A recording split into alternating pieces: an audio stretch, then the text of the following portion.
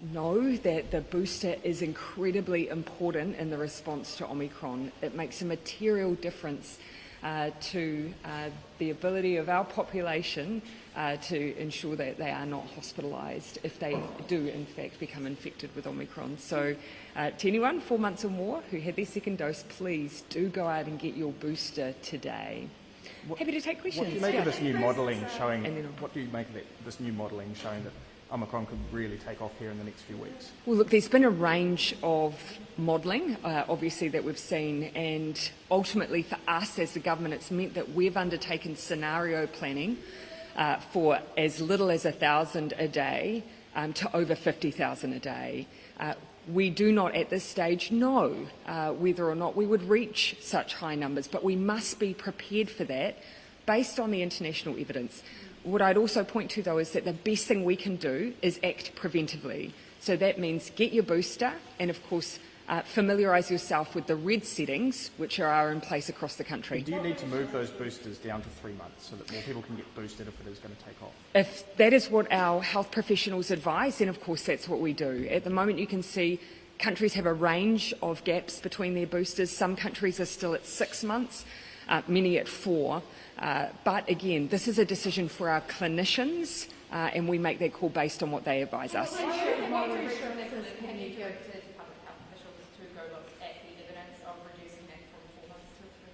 My understanding, of course, that sits with the Director General, and you will of course seen that we've been asked that question on a regular basis around the evidence.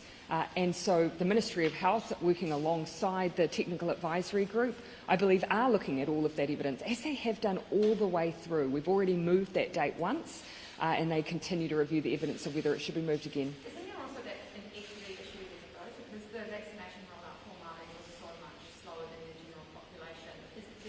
Professionals are calling for the vaccination, the boosters from 4 months to 3 months for Māori because of this. So the one thing I just point out, of course, the vaccine rollout, of course, was made available. What we saw was that we didn't have everyone accessing in the same time frame. So we have been aware, yes, that there are groups who had their second doses later in the vaccine rollout than others, and we are mindful of those equity issues. But again, the decision on the gap for boosters is one for medical experts, not one for politicians. If they advise us to do that, then that's what we'll do. No, but as you will have heard Dr. Bloomfield say, I believe he's already given some suggestion over the work that's been done on that. I'll let you finish. Do you mind if I just canvass around and make sure everyone gets one, and then we'll come back, Jane? What reassurances can you give about ICU capacity? The modelling says that there will be extreme stress given the current capacity, and we know there's a debate between the Minister and clinicians about how many beds there actually are.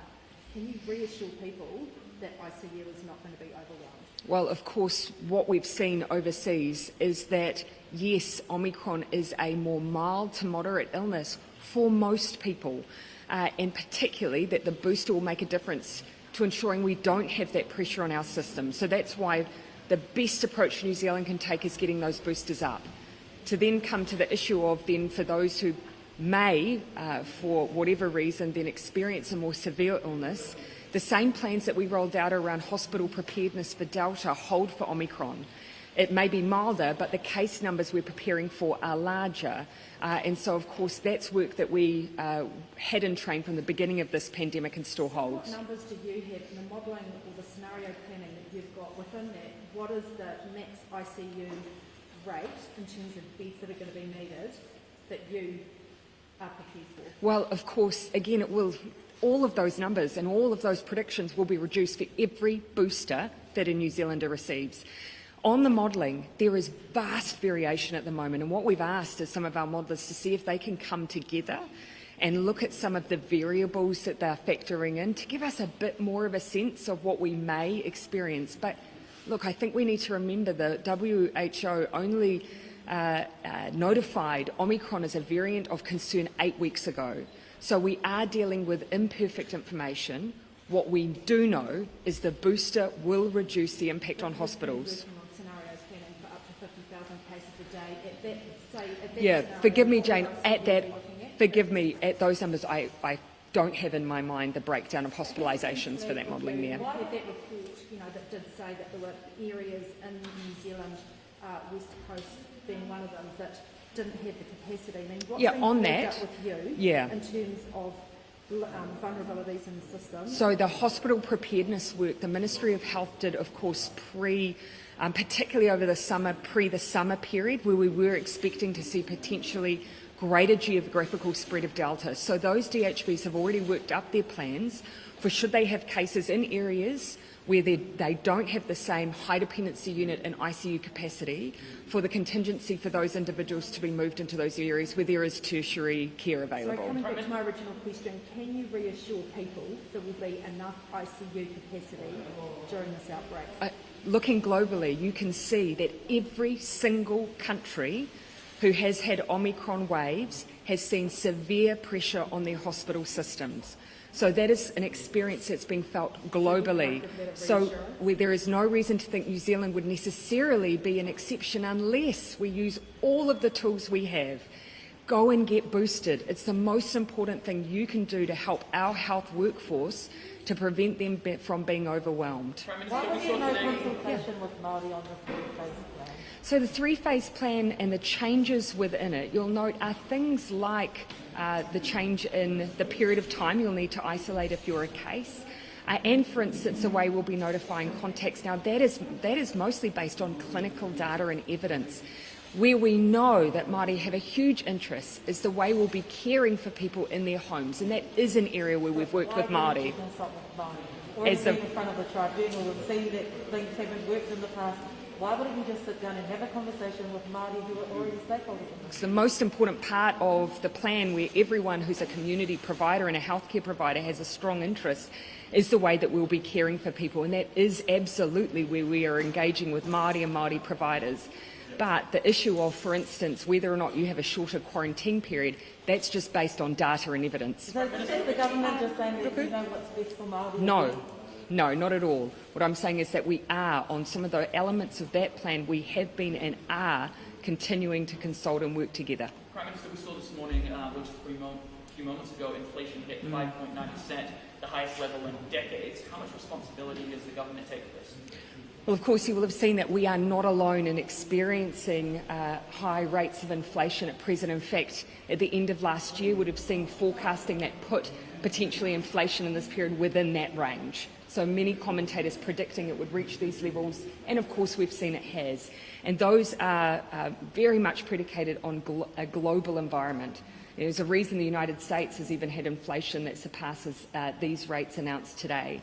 Particularly what we're seeing in oil prices and international tensions that affect those oil prices are a contributing factor. Well, given the fact that oil prices are high, has the government given any consideration to cutting the taxes that Kiwis pay at the pump on petrol? Yeah, look, obviously Minister Woods is keeping an eye on what's happening in the market, but New Zealand is alongside every other country who is experiencing exactly this issue when it comes to oil prices.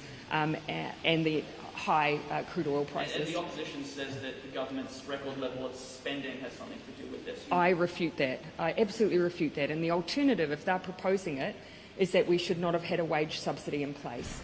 And that is what has helped cushion the blow of the pandemic in New Zealand. What can you tell us about this new variant of Omicron that's been... Sorry? What can you tell us about the new variant of Omicron that I think has been picked up in some cases? Do you know much about that one? No, I couldn't tell you much at this stage. And look, I think what is important to note is that no one is predicting that necessarily Omicron is the last variant we'll be dealing with. But that's why things like whole genome sequencing continue to be important, and the measures that we have at our border. Yes, they will change over time, but continuing to have testing at the border helps us identify if we are seeing changes in COVID, and sequencing helps us with that. I'll come to Amelia then, I'll come to it. On rapid antigen tests, did any of the tests that are already in the country get consolidated into the government stock? Sorry, are you implying that we've taken other people's? That was already in the country. Was that sort of required by the government? No, what we have in country is what the Ministry of Health has ordered. Keeping in mind there are other rapid antigen tests in country. I've spoken to a number of businesses who have their own supply. If you're implying we have taken the supply of others, absolutely not. And why is the Ministry taking so long to process applications for other manufacturers of rapid tests? Shouldn't they be expediting that process through They are being expedited. So I think the most important point to make here is that I know that those in the private sector who are wanting to seek rapid antigen tests do appreciate that the ministry is going through a process of making sure that the suppliers and manufacturers that are approved, the RATs that are able to come into the country, they are making sure are the most effective possible. There's a huge variation. There are some real lemons out there. Some rapid antigen tests have accuracy as low as 30%. Now, no one wants to operate with rapid antigen tests that fail that often, because it means that not only will you have people diagnosed as having COVID who don't, there'll be people who do, who will be out and about. Can you give a date or a time frame of when sort of everyday New Zealanders can go into a pharmacy to buy rapid antigen tests? That will depend on the movement of Omicron in the country. You can see through the three-phase plan. Phase 1, we continue to use PCR, where we've got up to 60,000 tests a day we can perform. Where we get a high number of positives coming through, that's when we start integrating rapid antigen tests into places like GPs, pharmacies, community testing stations. What will be key for us, though, we want to make sure that every New Zealander who needs a test can access a test for free. I've taken lessons from what I've seen overseas. And in some places, those who can pay are the ones who access tests. We don't want that in New Zealand. And just one last question. Why do you not define critical business use? We do have a list that we are working to, but we're working also with those industries to refine down some of those numbers. So Ministry of Primary Industries are working with food production, Transport are working with logistics companies, and MB are also supporting that work. So that's already started, and they're already in contact with those businesses. Well, we do expect to know exactly how many critical workers. So we've already got numbers that we've worked to, but we're working with those sectors to refine them. Look, I'll come back to you, and then I might finish with, unless anything on this side, actually. Just Prime Minister, on the Soundsplash Festival, Yep. how concerned are you about that, and why, according to festival organisers, was nobody from the festival contacted about this potential super spreader event as recently as last night? Well, I of course saw reporting on Soundsplash as of yesterday, and you likely would have seen that too. I can't speak to the individual communication that's being had between the Public Health Unit and the organisers, but I would just point people to the public health advice who attended. It's really important that people are aware of any symptoms they may experience, and if you have any, get a test immediately. In the meantime, public health teams are working on contacting those who may need to take further steps. How many contacts have been identified so far? I haven't had an individual brief from the public health team, but the Ministry of Health could answer those questions for you. Yeah. Schools staff that may be fearing their hospitals may be online Omicron patients. I wouldn't want to speak on behalf of an incredible health workforce who have done such an important job for us over the past 2 years. But I think I'd be on fairly safe ground to assume that if one of them was standing here right now, they'd ask everyone to get a booster. The last thing we want are individuals in hospital saying that they wish they'd got a vaccine. By then it's too late. So please, the stats show us, the data is telling us every day what a difference boosters are going to make for us. Now, most countries have not had the ability to get boosted before they've seen widespread outbreak. We do.